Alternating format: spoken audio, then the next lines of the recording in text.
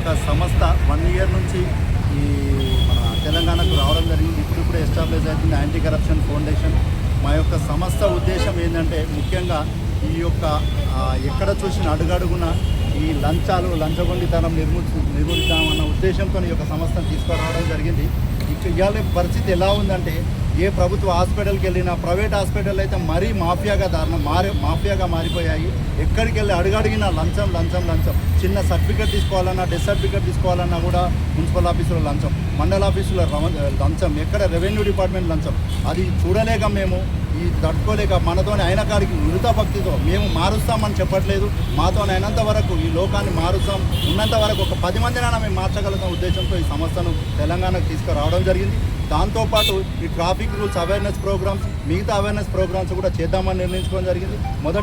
మొదటి దిశగా ఇక్కడ ఎల్బీనగర్ ఏరియాలో రంగారెడ్డి జిల్లా టీం ఆధ్వర్యంలో మేము ఈ ప్రోగ్రాం ఏర్పాటు చేయడం జరిగింది. ఈ యొక్క ఉద్దేశం ఏంటంటే ఇవాళ రేపు పిల్లలు ఎలా తయారయ్యారంటే తల్లిదండ్రులు కూడా మైనర్ పిల్లలకు బైకులు ఇస్తున్నారు, వాళ్ళకి లైసెన్స్ ఉండదు, ర్యాష్ డ్రైవింగ్ చేసి ఎదుటి వారి ప్రాణాలు తీస్తున్నారు. అటువంటి అన్నీ అరికడదాము. అలాగే డ్రంక్ అండ్ డ్రైవ్ మరీ ఎక్కువైపోయింది. డ్రంక్ అండ్ డ్రైవ్ ఒకటి, ప్లస్ ఓవర్ స్పీడు, హెల్మెట్ లేకపోవడం, ఇవన్నిటి మీద ఒక అవగాహన తీసుకురావాలన్న ఉద్దేశంతో ఈ ప్రోగ్రాం ఏర్పాటు చేయడం జరిగింది.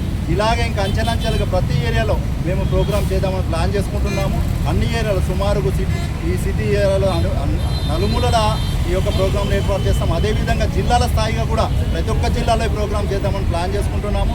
ఈ యొక్క రాష్ట్రంలో 36 జిల్లాలో ఎక్కడ ఏ ప్రాబ్లం వచ్చినా కూడా మా ఏసీఎఫ్ అనే సంస్థ అందుబాటులో ఉంటుంది. ప్రజలకు నిరంతరం ప్రజలకు అందుబాటులో ఉండి వారికి ఎక్కడ అన్యాయం జరిగినా ఆ అన్యాయాన్ని ఎదుర్కొంటూ న్యాయం వైపు నిలబడుతూ ఈ సంస్థను ముందుకు తీసుకెళ్తాం. సుమారుగా ఇప్పుడు మా అన్ని జిల్లాల్లో సుమారు ఒక 100 మంది టీం జాయిన్ అయి ఉన్నాం. ఇంకా రానున్న కాలంలో ఇంకా పెద్దగా టీం అతి ఎత్తున బలోపేతం చేసుకొని ఎక్కడ అన్యాయం జరిగినా వాళ్ళు ఎంత పెద్ద అధికారులైనా సరే మనల్ని ఖండించి నిలదీసేంత వరకు మేము పోరాడతామని ఈ సమావేశంలో తెలియజేస్తాం.